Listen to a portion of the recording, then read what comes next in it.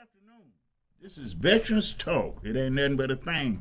But it's a thing we want you to tune into every Saturday afternoon. I'm Elson McGee, your host, and I'm here today not only with my co-host, Tony. How you doing, brother? I'm doing good. But with my sisters, in uniform. I'm going to let them introduce themselves. But I just want to say something about these young ladies. They're bringing information. They're bringing services. And that's what we do as veterans. And especially when we're working in the community for veterans. And these young ladies have shown themselves approved. Let's start with you. Hi, my name is Stephanie Thomas, known as Steph Parker. I am the secretary for the National Association of Black Military Women, Atlanta Metropolitan Chapter. And D. I'm Daisha Randleson, also known as Daisha Blackman, also D, and I am public relations with the Atlanta Metro chapter of NABMW. You guys got some stuff going, man. You just did something that's historical, and I want you to tell us what this stuff is y'all doing down there. For the National Association of Black Military Women, which is formerly known as the WAC, anyone who has watched the 6888 movie on Netflix, thanks to Tyler Perry for highlighting these ladies and their sacrifices and services. But here in Lamar County at Lamar Arts Gallery, where I am an art director, you can come down to Barnesville and get to see the history for yourself and the stories of our legends to legacy, and see the contributions that women of color have made to the United States military and government. A lot of people like to believe that women of color are not patriotic, and that's because they don't see images, but we are. And we are there, we are serving, and we are going from invisible to visible. Okay. Yeah, so yesterday we actually, like she said, we hosted at the museum, and we had all of our ladies from Legacy to Legends, and a lot of the 6888 that we had up there on the wall, and the ladies that we have in our organization, like Miss Kathleen Harris, she started the, what we started with the ladies of the 6888, they started as they came together just reuniting. And once they realized that they had a history, they came over here in Atlanta, and then they started here and brought us all together so we can tell our story, because we all have a story to tell. So last night, we came together and put our museum together and allowed our ladies to start telling our story. Tell me. My story? Yes. No, you're not finished. We not just at got all. started. Not at all. See, one of the things that's happening, Tony and I sat on the Fulton County Veteran Empowerment Commission. Okay. And we just finished our term and been reappointed. So that's the excitement for us.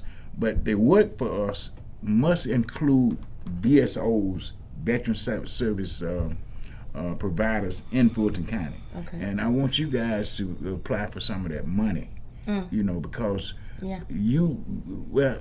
Fulton County, and I think all of government need to know and understand and appreciate the work of VSOs and Veteran Service organizations, because they are made up of us, veterans, those that have provided military service. So we know what is going on in our community with other veterans, with other veterans. So you guys do more than history. You guys provide services, and I like to say essential services, because in a lot of instances, when we start talking about veterans, everybody think about men. Unfortunately, we just think men, and that mean. And I'm a former VA employee. I was medically retired from VA. And I know that if you guys are not speaking up, you're not even seen, you're not even heard, And a lot of times when people think about veterans, and I guess it probably came up more within the last week because we're getting a new Department of Defense secretary that talked about females in combat. Would you guys like to talk about that particular issue? I know it's a very tender issue, because I'm a combat veteran. I'm infantry. I was combat infantry in Vietnam, and the only time I saw a female was after I got wounded. Mm-hmm. I was in the hospital. That So- was one of the most refreshing parts of being wounded. You know, I bet. I'm gonna just tell you that's the most a good- refreshing part of being wounded. I looked up and saw a female, Mm-hmm. and I know right then I was gonna be taken care of because I'm an only son. Okay. You know, and my sisters, my mom always took care of me, so I felt confident that I saw a female. So your question is, how was it being females in combat situations? Mm-hmm. Okay. Well, couple of things that you spoke about, which is also the resources that we provide within our community in our group. But speaking as far combat, that's why we tell her story, and that's the purpose again of our group, is to tell her story and also provide resources. So as far as the combat, yeah. So with the 6888, if you watch the movie, they started out with a mission, and they weren't given the mission because anybody thought that they can do it. They were given the mission because they were sure that they weren't going to complete it. So just like then, we're still given situations where you don't think that we can. So being a female now of color from that generation to now, I find myself faced with different things because here it is, I'm a young black female, and I'm not expected to do certain things, even when it comes down to the regulations now. When we're going through boot camp to go through MEPS, we have to have certain measurements. And I was never on a larger scale, or I've never been heavy or big, but to see people that, of my color, or, you're being based off of European standards. So when you're taping me and you're measuring me, you're saying that I'm not fit to run or qualify because of this scale, but that's really not, my measurements. So to say when we're in combat, it's a lot of things that we see, and you don't realize that when you're doing these things, how important it really is. Because, we have the qualifications, and you have to go through all these things to just do this job. So when you hear thank you for your service, it's like you don't really know what to say, because it's more of a thank you for the sacrifice, because you don't see that while I'm out here, I'm not focusing on the fact that, I have to either send this missile out, or I have to write up this document, or, I have to, whatever the mission is, I have to make all these meals for these sailors, or even make sure this mail gets delivered.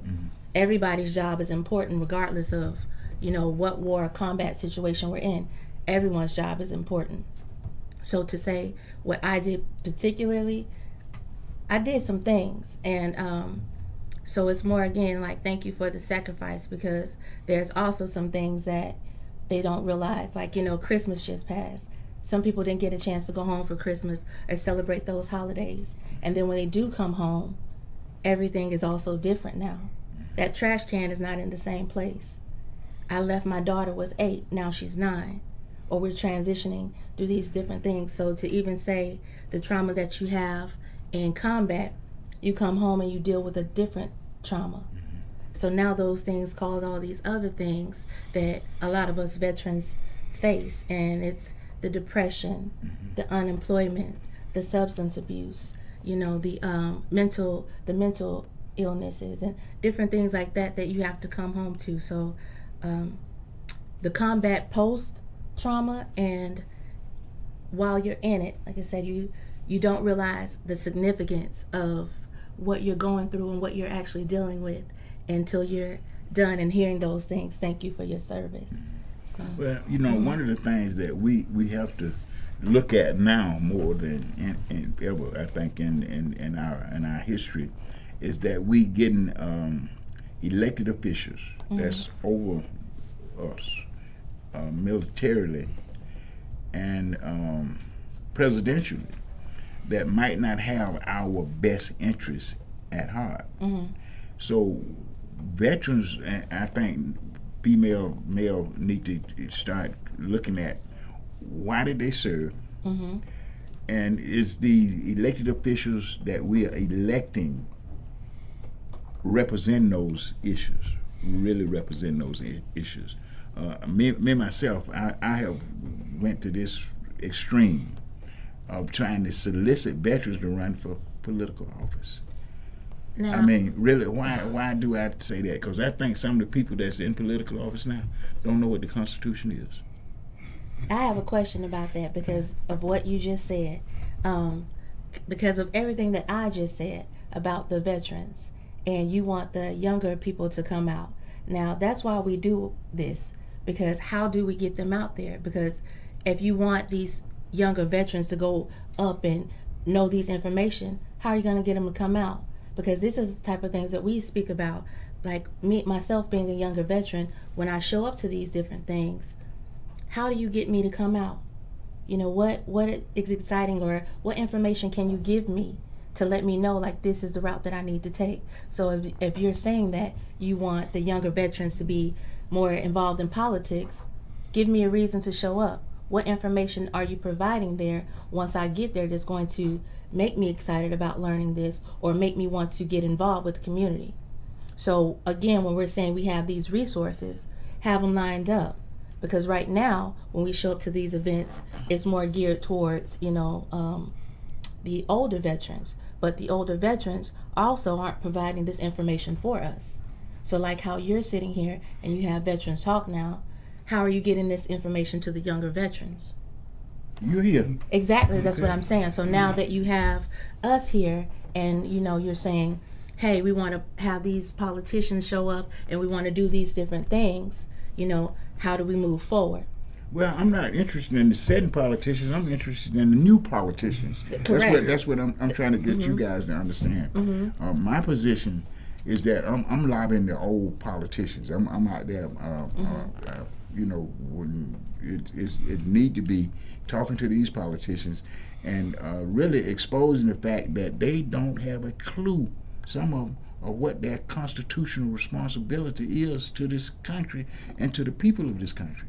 So this is why I'm interested in soliciting veterans. Why? You know what it is to take an oath and keep it. Right now we have politicians that won't even touch the Bible. That's going to represent us. Well, I'll be honest about that. As far as like touching a Bible or anything, that's not going to make the oath any better or higher. I could touch that Bible. But that's the tradition, and that's what we live by. That's what we. I know. But if we're going to bridge, sir, to the younger generation, that's not going to appeal to us. Well, I'm going to tell you something. It was the issue that you served upon. If that's not stable, if it's not firm, then you got these issues where you are not represented in the government. Where right now they're talking about policy changes in the Department of Defense that's going to directly affect you guys.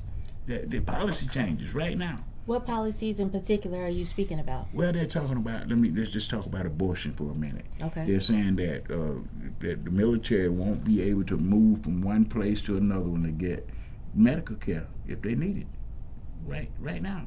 That's the policy that's being proposed. So it's incumbent upon younger veterans to look at these politicians, hear what they're saying. If that's what you want, then that's fine.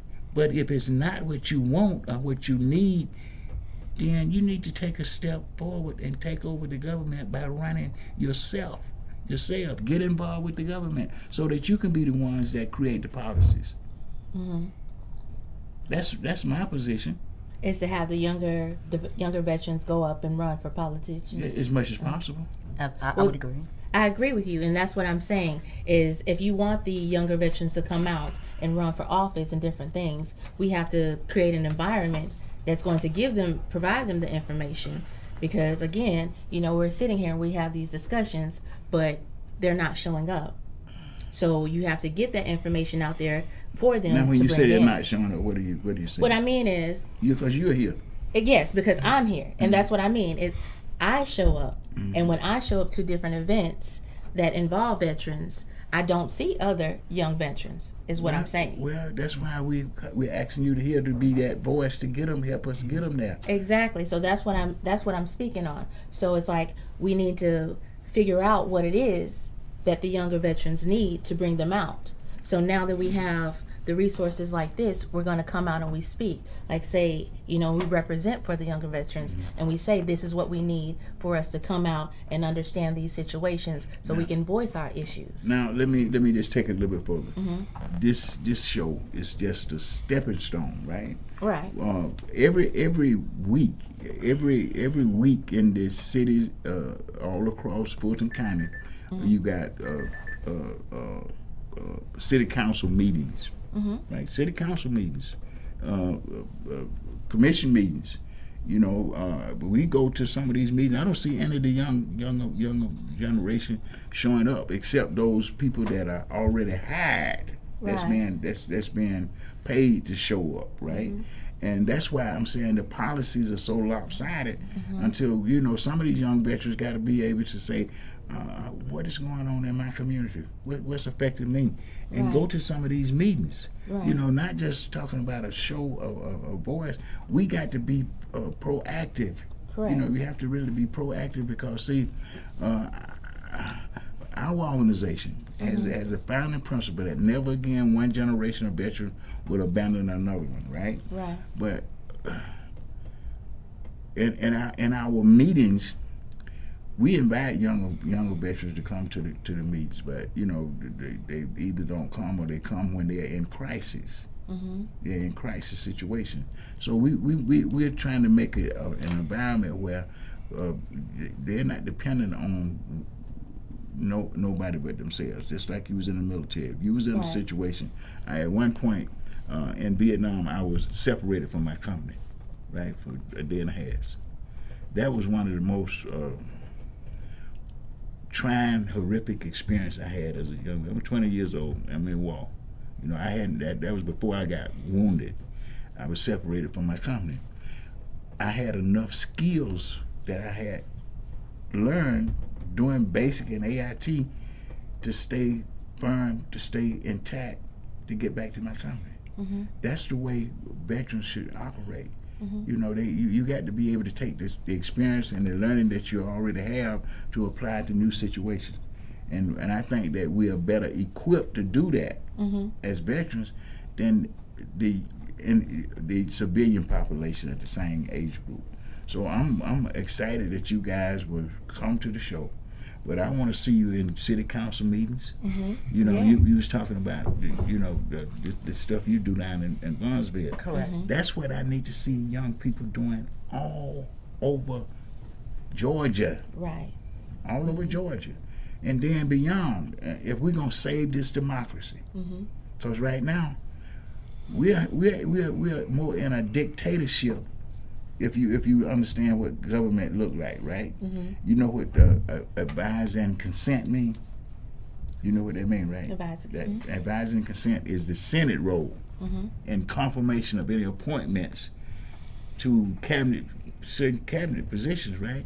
Right. But if you are so intimidated by anybody that's dealing with you, that you will confirm an appointment that is not good for the military or for the nation. We need to look at these kind of things, and if I'm wrong, if my opinion is wrong, then I stand to be corrected, right? I stand to be corrected. But I don't understand why young people can't see these issues without some older group or older segment of society pointing out to them, because these governments are actually determining how you live every day. Correct. Especially on the lower level, right? Right now in Georgia, we need to be getting ready for what? The governor's race. And I heard a politician say she was going to run for the best. Oh Lord, please don't let Keisha her Lance Bottom. run. I said, please don't let her run. Yeah, I Please, wasn't Lord too help thrilled. me, don't let her run. But I'm not hearing no veteran standing up saying, listen, I might think I want to be governor of the state of Georgia, and I can do this. Well, you know, that's what I've learned is that real intelligent people, we lack that confidence. It seems like fools seem to have more confidence and are more willing to stand up, and it's terrifying. This is why, like, as part of telling her story and telling history without knowing the history, this is how we fall back. History doesn't repeat itself; it rhymes. So unless people, again, and it's a very important, like you said, it's instrumental for the older generations to get involved with us and help us bridge this gap, because y'all have the resources, y'all have the intelligence, you know the history, you know the path. You're going to have to show us and guide us in some way, because whereas we're bringing our own skills and unique perspective, we need that guidance, because you know, even though our generation is so battle fatigued from tours, and I mean, we're losing 6,000 soldiers a year to post-traumatic stress disorder and suicide. And then listen to this. It was only to 1980 in this country that PTSD was recognized. Correct. You know why it was recognized? My generation. Vietnam veterans. Exactly. And y'all talk about waiting on us. Y'all need to get in front of us right now. So that's what I was just about to address. Y'all also, need to get in front of us. when you said the question, just like she said, her story, it rhymes. So you have to pass the torch. But it also, what you're saying is that you want us just to come out and be like, hey, we're running head first. But again, if you have these resources, why allow me to bump my head? If you know what's already in place as far as politics and different things like that, because we're coming out and we do want to have our voice heard, but we also don't know that these resources are there because we're not coming to the meetings. So that's what I meant as far as how do you get us out there, because I've shown up to different meetings, you know, with you, and I've learned so many things, but if I wasn't involved in this organization or even with you, I wouldn't have known. So that's how that answers your question as far as why aren't we out there. I see these things myself like, okay, but I don't know that I have the resources or that I can do that. And I didn't know until I joined the group and I started learning about these women of the 6888 and Kathleen and Dolores and, you know, all these different women. So that answered that question. So now that I do know this, you see me now, you know, and I'm stepping up like, hey, just like you said, veterans run for to be in politics. You know, you have the younger generation. So you spark something to get me out there. So now it's like, okay, there are others out there. And as you said, you reach out, but they don't show up until they have resources. They're showing up for the resources. Now that they're there to get resources, what do? You pass it on. So that's how that gets to going. You've given them a reason to show up, but you have to have things that are there to target your audience. And if you don't have anything there for them, like I said, I show up, and if you're there telling me about 65 plus, that's no disrespect to anyone, you know, ahead of me, but that's your generation. So if I'm sitting there and if all you're doing is talking about and speaking on, you know, those type of things, then that doesn't interest me, and I didn't get there what I'm coming for, and I don't have these resources to know that I can run or that I do have these things, so none of these things apply to me. So when you go to these different events or you host these different events, you have to make sure that you have something there that's going to appeal to them. So that's what I meant as far as, you know, or I was referring to when I said give them a reason to come out. Because again, if I show up and none of these things that apply to me, like you said, the abortion policy, you have men that can show up, and how do you make that relate to them? Because they don't have abortions, but hey, they may have, you know, a female that they get pregnant. They need to know the you know, the material or the resources of that also. So to say bring them out, that's how you do that. So I totally agree with you, particularly about bringing them out. But then once you bring them out and you present your program to them, whatever the topic is, and then you say, is this related to what you do, or is there something else? And you go from being a speaker to a listener, because they have things that the challenges that they're dealing with, and a lot of times they don't know how to express them or who to express them to. Correct. And so once you get them, they've been talked to all their life. We've been talked to since kindergarten. and everything, but we have ideas. So let's sit back and listen to, and they're going to tell you the things that are challenging them right now. And you got to be willing, okay, I agree with you. And if you have an opinion, oh, I believe this, you know, will help solve or deal, not help solve, but deal with that problem. We probably won't have a solution, but we can give them ideas of this is how we feel you can deal with this problem, as opposed to giving them a solution. They don't always want to hear the solution. They want to you want to be able to participate in coming up with the solution. Because you got to realize that generation gap makes a big difference in the understanding of what they're challenging with, as opposed to what we understood and had challenges with. Things have changed. Things have changed. Politics, the political side of it has changed. And it makes a big difference. And even the racial portion of it. You know, we grew up in, you know, pretty much a segregated community. They have no idea what a real segregated community and dealing with it. And so we're coming with one idea, but we got to be able to talk and also listen. You know, and that could be the challenge. But we got to be willing to listen to what you're dealing with and the ideas you're bringing.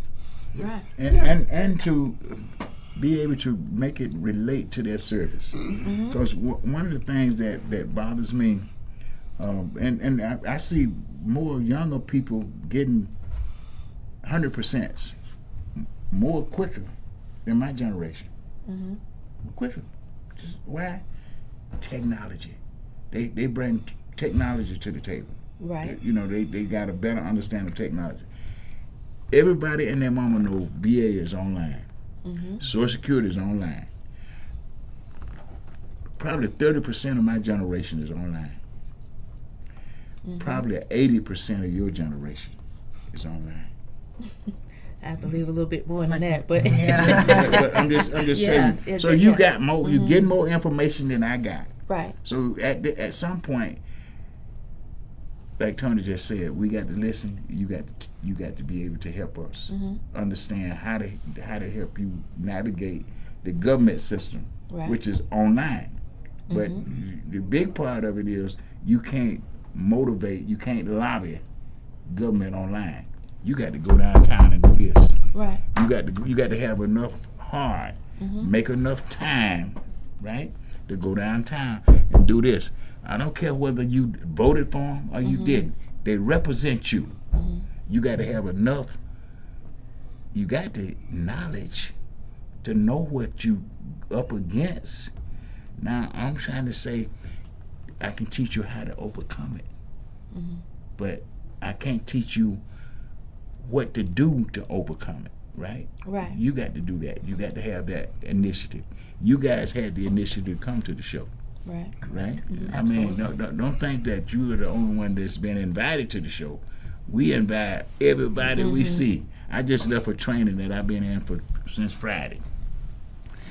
It was 3 veterans there in the training, in the whole show. Well, with me it was 4. I took my hat off to all them guys, because they in a different whole arena. They don't need. They have financially fixed themselves where they're not worried about veteran benefits. But and I had to kind of remind them that at some point they should use that to help the next generation. You know, they should use that business acumen that they got to help the next generation. Why? Because I've been filing claims since 1975, and I've only filed claims to get 2 businesses. 2. Housing probably about 15. About 15. The rest of it, I can say I brought up over $1 billion back to the community through veteran benefits, and all of them was about disabilities. That's pathetic. And this generation shouldn't do that. If you don't take advantage of the veteran business loan, why?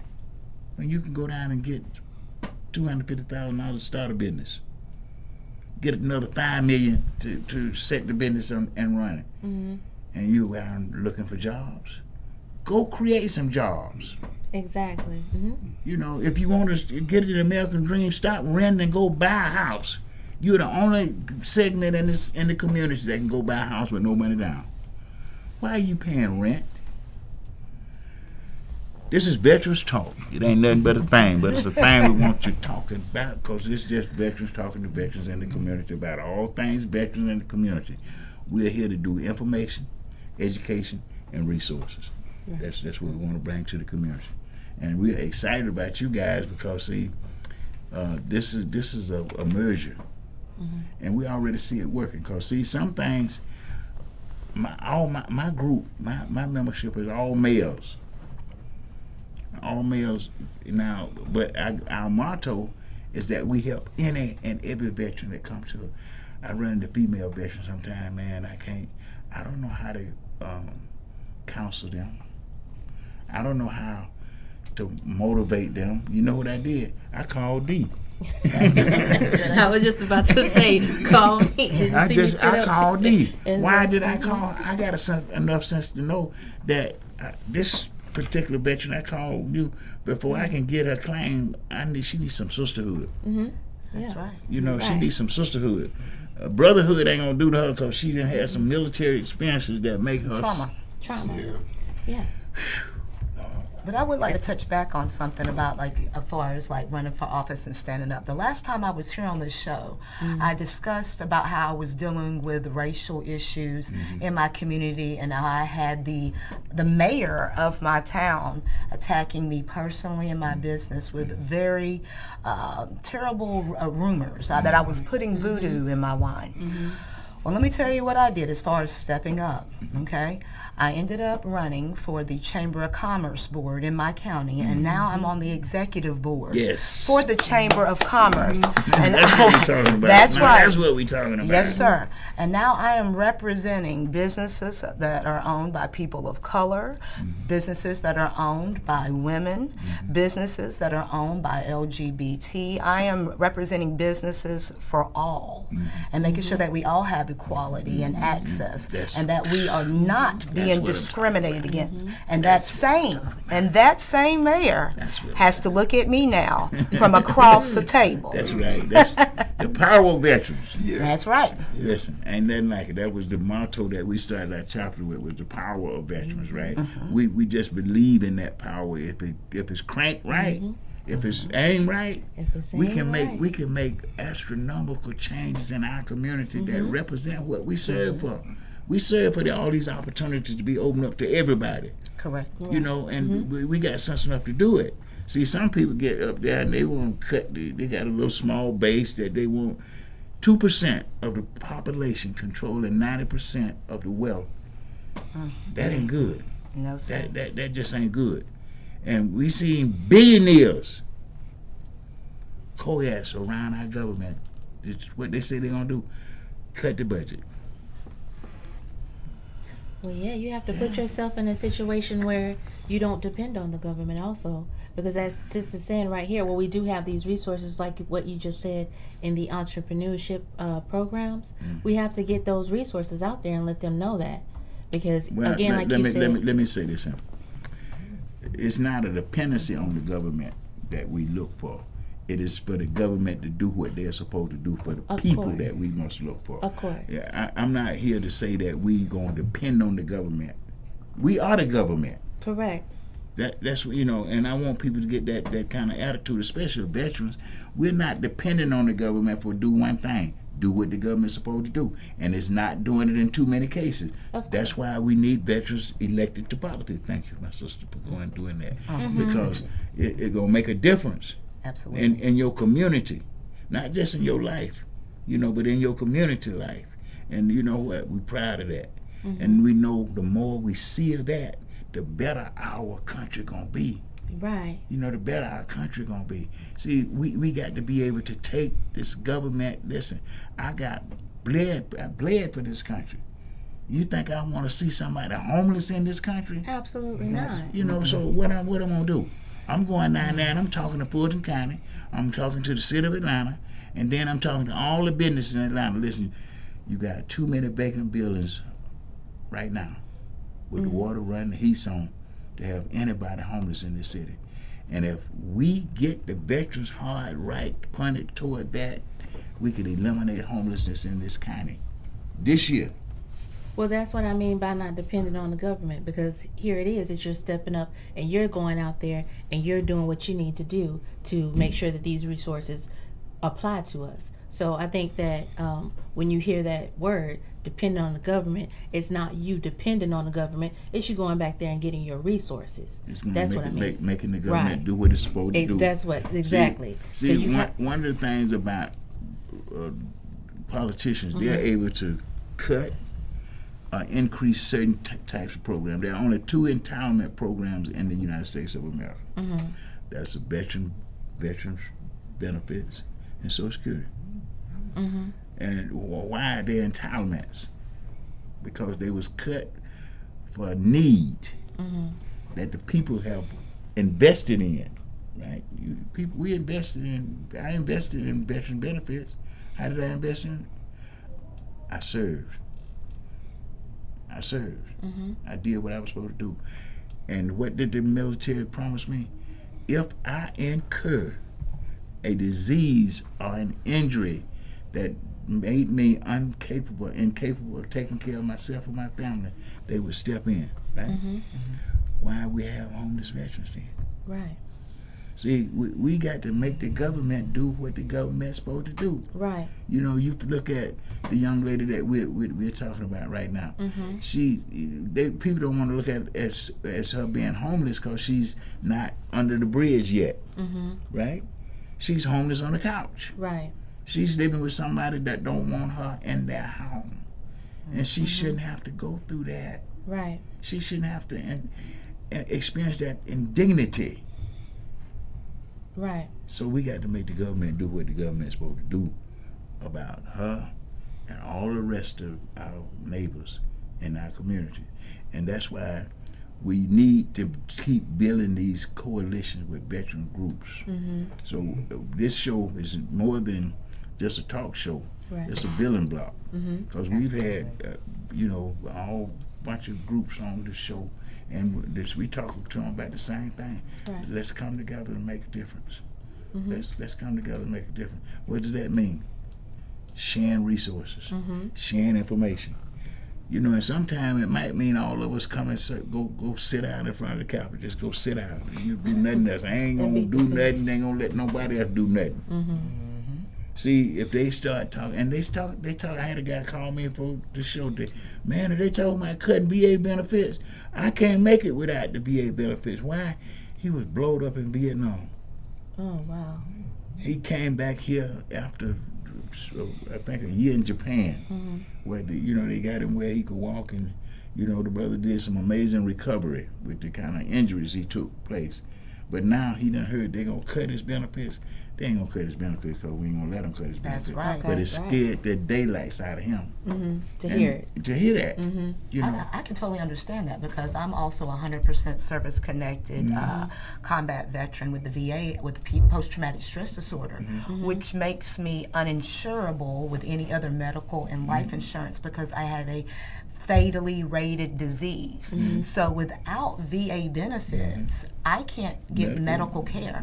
So if I was to have my medical benefits slashed by a politician, that would leave me untreated. And this is just me, but what about other veterans that are out there with battling post-traumatic stress disorder, severely battling, and if they were not to be able to get treatment, where would that leave them? In the penitentiary. The penitentiary. What about the safety of the population, their family? Well, let me tell my story. I was severely PTSD. I came home and started robbing banks. I terrorized folks. See. Why? I had post-traumatic stress. I had combat PTSD. If you want to see a dangerous community person, tell them. Yeah, leave PTSD untreated. I'm sorry. It's all right. Sorry. Leave it untreated. I was there for a minute too. Leave it untreated. And that's what they're doing to a lot of our brothers and sisters. They're leaving it untreated. And then we walk proudly by like it don't affect us. We need you to run for office. We need you to be able to change some of these policies that they got in government. That's all I'm saying. You know, and I believe that we can do it. We can do it. We got to stop thinking about, well, I got this order, so I can't, you know. And a lot of times, you know, Tony keep me in check, right? Because I get my mouth off. Listen, my mouth got me put on unemployability. You know, I went to work one day. I'm running up now. Don't tell me how I did this. I'm glad I could do this. I was administrative supervisor of mental health at the medical center. I changed the clinic. I was able to change the clinic. They didn't have codes every day because they didn't understand that if you mistreat one of us, we're gonna show out when we get there. Oh yeah. I changed that culture in the mental health clinic. And one day the director got upset with me because he didn't did something to a veteran, and I stood up with the veteran. And the next thing, you ain't got access to his medical records. You ain't supposed. I said, what about ADA, the American with Disability Act? Do you understand that? Do you realize that you hired this man, that he got a right to stay here?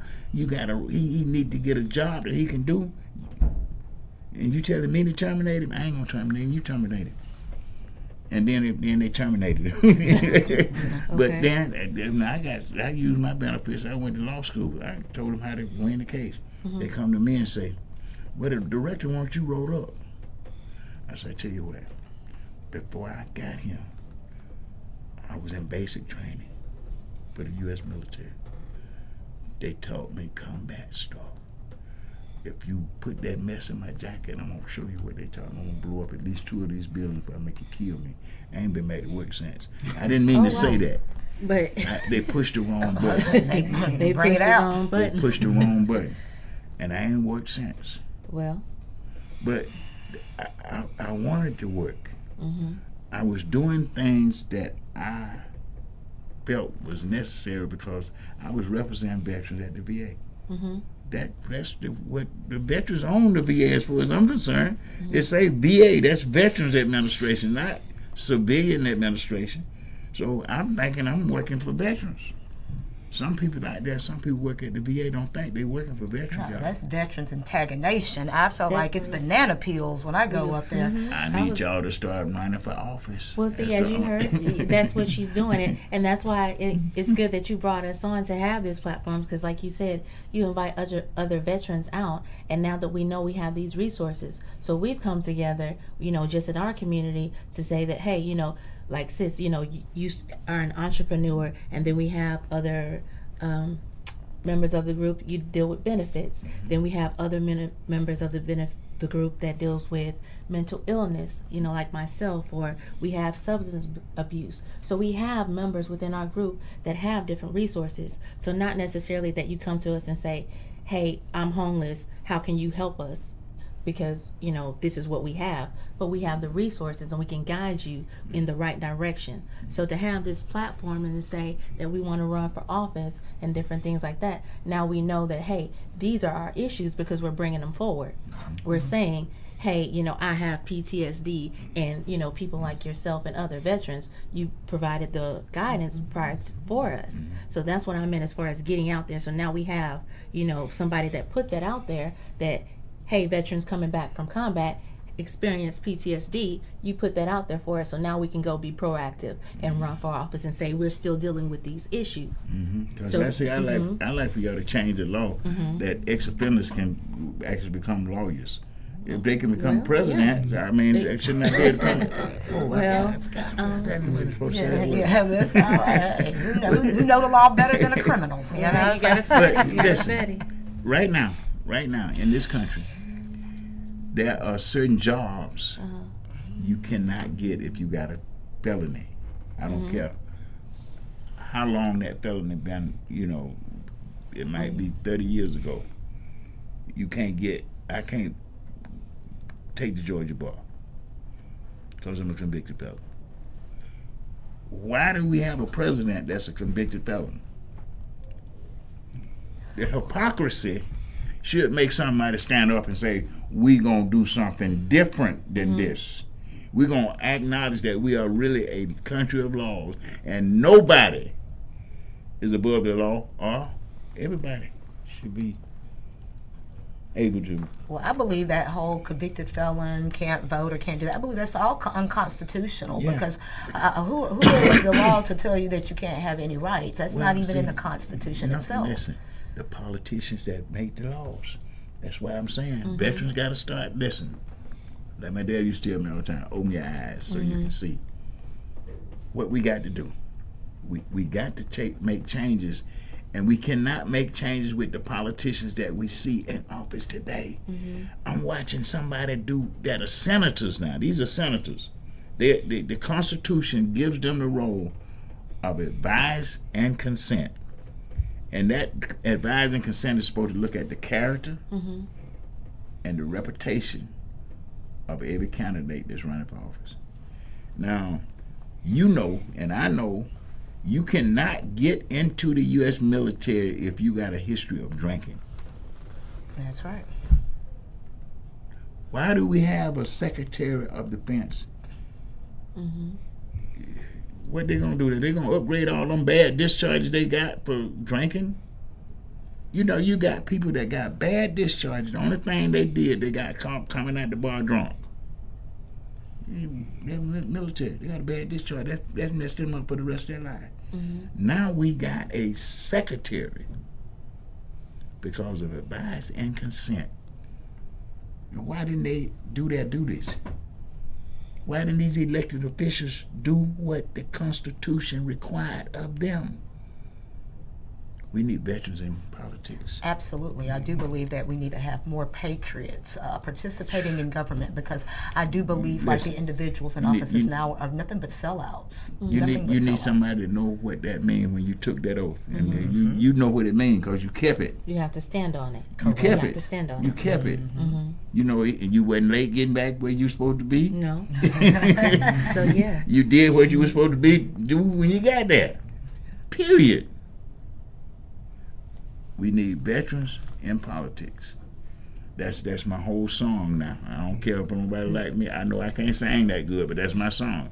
You can sing just fine. That's my song. Because see, I'm going to tell you something. I watched two old veterans, Okay. myself and Tony. I didn't mean to do that. You old. I didn't do that. I didn't mean to do that, man. You know, that's my brother though. That's my brother from another mother, man. So he understand me and put up with me better than anybody. Listen, we did something that ain't never been done by no veteran group in this county. We got the city of Atlanta to give us $1.7 million to build a memorial in the park. We got Fulton County to set up a veteran service program. They're giving out money every year to organizations in the community that's working for veterans in 3 categories: economic stability, mental health, and homelessness. Okay. Y'all need to be getting some of that money because they finna put it out again. And I'm telling y'all, you need to apply for some of that money because you're already doing the work. Right. We are. And I mean, me and Tony went. Not only did me and Tony go down there in the lobby and got the stuff set up, we've been out in Fulton kind of talking to these. Now this is for your memorial. It's not about to get- talking to these organizations. They tell me, we don't care. The government ain't gonna do this. The government, bro, man, we ain't talking about what they ain't gonna do. We talking about what we need to do right now to get that money in your hand. Exactly. You're already doing the work, right? When you got a problem, who did I call to help me with this sister? I didn't call the government. Not at I all. called D. And that's what we do. And we got to be able to just say it loud. Just start up and start saying, because we are under a situation now where we're going to have to stand together. Veterans going to have to stand together. I mean, like, it might mean us standing together in a way that nobody want to see. Just don't do nothing. See, one thing about oppression, if you don't cooperate with it, it don't work. It just don't. And that's why we're here too. Like I said, to tell her story. And as far as we're concerned, it's the part of how you have the monument down there. That's what we're about, getting our story out there to tell our story, because we definitely will, which is, you know, our motto. And that's a part of the politics, is what are our issues. Because now that we're coming out and we're getting our voice out there, is we're learning that, hey, you know, you have these politicians that are coming out here representing us that don't actually represent us. So because you're not representing us, now I need to come out there and tell you these are my issues, because I'm no longer active duty. Now I've did this combat tour and I've done all these things and I'm coming home. Again, what is classified as being homeless? Because I'm not under the bridge. I'm sleeping on a couch. I'm going from house to house. I don't have a job because I have PTSD. Now that you can diagnose me, I'm having all these mental disorders. I'm gonna tell you something else now. We have to understand this. The way VA write medicals, you got more than PTSD, that mental illnesses that's coming out of the military. Adjustment disorders. Adjustment disorders. It's a legal disability. And I think that's more of that is coming out with the suicides than PTSD. You know, they're not able to navigate their way back into the community with that mental disorder.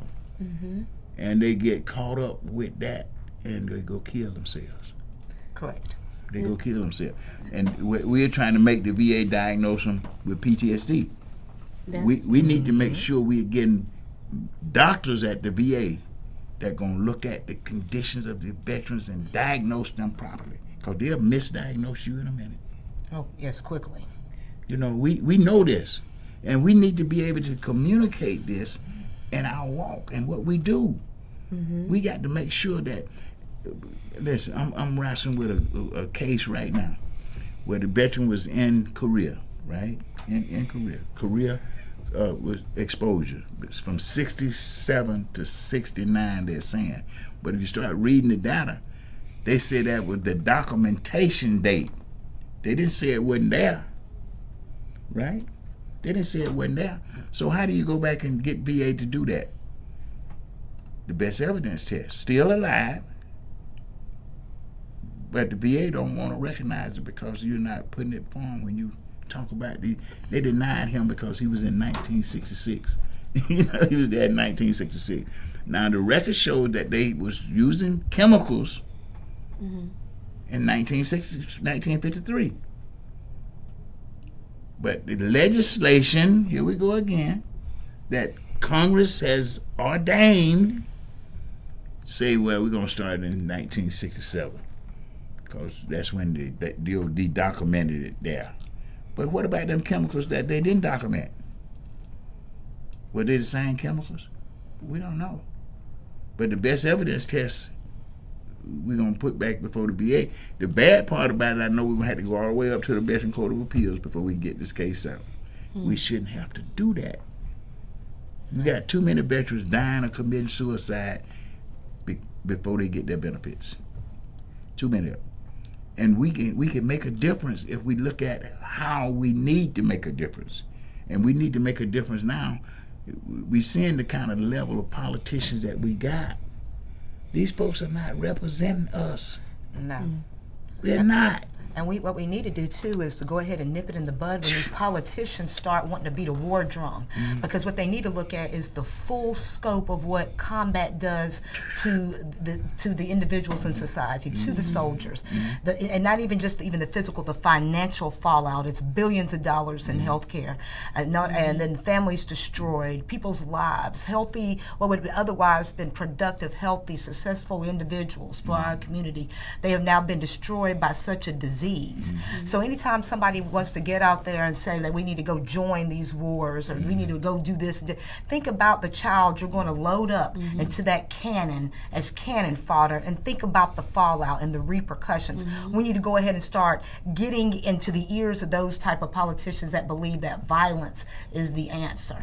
That's why I believe if we go ahead and start nipping it in the bud now, granted there's nothing we could do now for those of us with PTSD and combat, but for the future I think we need to find politicians politicians who are willing to use a more peaceful compromise and not so much as violence.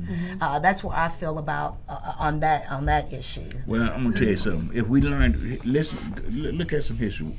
President Eisenhower said something. General Eisenhower said something that we should never forget.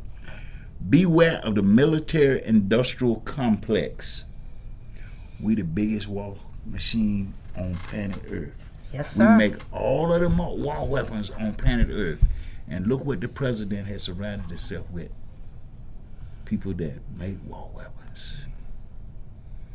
Billionaires that control basically most of the industry in this country. But they need to understand one thing. If don't none of us go to work, they couldn't do that. That's right. If don't none of us ride the bus is gonna go out of business. Sometimes we just gotta do some nonviolent resistance. You know, we have to look at the issues and try to get these people that's there now. We got to start vetting these people that's gonna be running for governor. Because a lot of Georgia General Assembly houses seats are gonna be open, both the Senate and the House. We need to talk with veterans, man.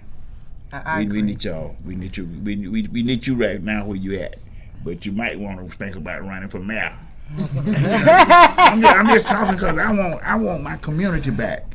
I want my Georgia back. See, I'm a Grady baby, but I got family all over the state of Georgia. I go all over the state of Georgia and file claims. Okay, well, my question for you, I'm going to let you go, Mr. Tony. Well, my question for you, we're with Veterans Talk, and you host this talk show often. With the issues that we have, how do you have them call in and voice the issue so we know to go to put them forward? Now we just did, you just asked a critical question, and we just did this. Now, from now on, we want everybody to know that you can tap in right now, live, every Saturday by just going to Sons of Atlanta website. Okay. Click on Watch Live. Scroll down, you'll see where you can see the show live on Saturdays. Okay. Or you can click up and you can see all the shows that you didn't see. That you see prior to, so they can call in See, and ask the questions. Now we're going to see a greater audience. The phones is going to start ringing off because people going to know how to get the show. Let me get it with Tony. All right. You made an excellent point about the military. They get young men like us. I'm not speaking from my generation because there were more males than females at the time, with innocence. And they taught us how to fight a war. We were mentally changed from innocent young men to veterans who are willing to fight for this country.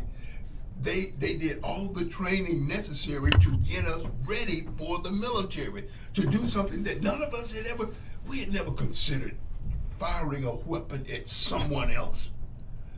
But PTS, that was, in my opinion, the initial start of post-traumatic stress, because you're training an innocent young man, no gun, but now we're giving him a gun and tell him to fight in a war and doing something that is totally different from what he was raised as, and now he's raised to do it.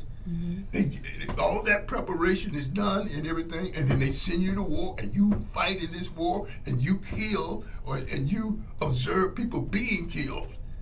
And then you say, okay, you've done your tour of duty, now you can go home. And then you go home, and all of a sudden your parents go, like your mother said, this ain't what I gave you. This ain't him. I gave you an innocent young boy, and you taught him to be a killer, a man, and now you give him back to me, and I'm supposed to deal with this. Yeah. You know, and that's what the VA is refusing to acknowledge, the fact that they created this. And now they don't want to pay for what they created. And therein is the problem. They've got to be made aware of the fact, you made me do this. I didn't do it when I came out. I never touched a gun. And now you've given me weapons of mass destruction, and I'm supposed to use those weapons and then go back home and live a normal life. No, I don't know that. You know, and that's the problem that I've said over and over again. the military doesn't train us to move back into a civilian life. They don't want to deal with that, and as a result, post-traumatic stress, we're dealing with it. There are so many factors associated with post-traumatic stress, and this is just one. And I know you. Now I want you to transition a little bit back to the wall before we go, because they back to memorial. Oh, okay. No, you go. Cause I'm a little hyper right listen, now. the website, Sons of Atlanta Vietnam War Memorial. Listen, you need to get your brick now. We're gonna be doing groundbreaking next month, and next month is next week, and February we're gonna be doing a groundbreaking. Now these bricks, you only got 12,000 slots. We're going all over the country. So locally, if you want to put your name in the park, you need to get a brick. You need to go to Sons of Atlanta website today, 24/7. You can get your brick. But when they're all gone, they're gone, and that's all we can do. So right now, we want to thank you for what you do, what you're doing, and say, follow us on Facebook, share us with your friends and neighbors. See you next week, same place, same time. Y'all got to come more often. Yeah. See, this is too short. This is too short. Y'all can do at least twice a month. You can do twice a month. All right. You can do twice You a can month. see us more often. Yeah, because see, we coming to Barnesville, to encourage you. I want some of that wine, but we're coming down there. We're coming down there and encourage you, that the people know that the veterans with you. Because we need to see more veterans running for local offices. That's where our lives are controlled. So thank you for doing this, man. Thank you for the encouragement, sir. Thank you for doing this. And thank you, man. I call Demo now, then she probably want me to call her, because I got this resource in her. Because I do claims for everybody. And when I start doing claims for female veterans with military sexual trauma situations, I can see the wall. Yeah, it's hard for them to communicate with me until they get that sisterhood, that somebody that can identify with them, so that I can get to them to make sure I'm filing the claim right. Because I don't file no bad claims. I file to win. And sometimes it's difficult to win if the veteran don't communicate the facts the way you need to hear the facts, so I can do the research. So thank you. Because we finna get Melinda. I hope her auntie was. We finna get her out of the house. Great, yeah. I think that's gonna be a good move. She got a car. She drives. And she told us, I sleep in the car. No, baby, we ain't gonna let you sleep in no car. We're not gonna let that happen. We have resources out here for veterans, and that's what we're here for. So again, we have, our organization that if you want to, we supply for. Okay. Yes. He's disappearing, Tony. He's He's a ghost. I was trying to get you to get the information. Which information? To join our group. For the to join the NAB. I gave you that brochure.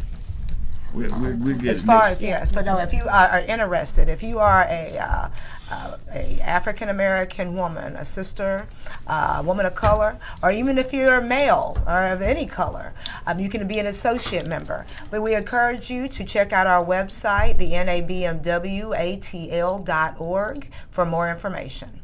Okay, we're gonna get that. We're gonna have to get that and put it on. I actually thought it cut off. That's why I was trying to. I thought you cut it off. No, that's it. Oh, you still going? Go ahead. Oh, wow. I'm being given another opportunity, guys. But yes, if you are a woman of color, or even a male, female of any color, please check out our website, NABMWATL.org, for more information about how you can help us continue the mission of telling her story. See what I'm gonna do. We had a chapter in Barnesville too. Okay. So I'm gonna have to stage. Please come on down. See, I'm gonna have to stage. I'm We're gonna need you down there because it's been some shenanigans. I had the NAACP show up at my exhibit. Apparently, we're watching some of the actions and things that I've been doing, and there's some things going on down there, and I believe we need some support down there. Okay, we're coming. We need the support. We're coming. Because see, we need them to know you got support. Absolutely, sir. Thank you. You have to come down. How long is the exhibit? Is there until March? The exhibit's running until March 23rd. Should have put that up. Okay, so we're gonna do that again next week. Yeah, we could do it again. We could plug it again. We can do that again. Because We gotta wrap it up. Yeah, He's telling us to wrap We're it. gonna wrap it up. We're still talking. But we got we got more time. We got more weeks. He said have a seat. We're still talking. Oh, We're still live, guys. okay. Go I ahead. apologize. Go Yeah, ahead. and then you have myself, Dee Randallson, also Dee Blackman with Saints and Peace. So as we discuss, we have different resources here, and we speak about PTSD and mental stress and all those different things like that. So if you are experiencing homelessness or unemployment or anything like that, you make sure to give us a call and see what resources that we have that we can help you out here. Okay. So. Yeah. So you can tell your organization we're putting it out. They can go to the website Yes. to watch us live from now on, so they won't be trying to search through the media to try to get on. Awesome. Call in with your questions so we do know that the veteran issues, so we can address certain things, and we can go out there and beat feet and go out there in the streets and represent for the veterans. Represent. Yeah, we have to get out there and represent. So we don't know the issues unless you call in, so be sure to call in so that we know how to address certain areas. Okay. All right, that's it. That's it. Let's take a picture outside for the website, and then we'll let you guys go to the next.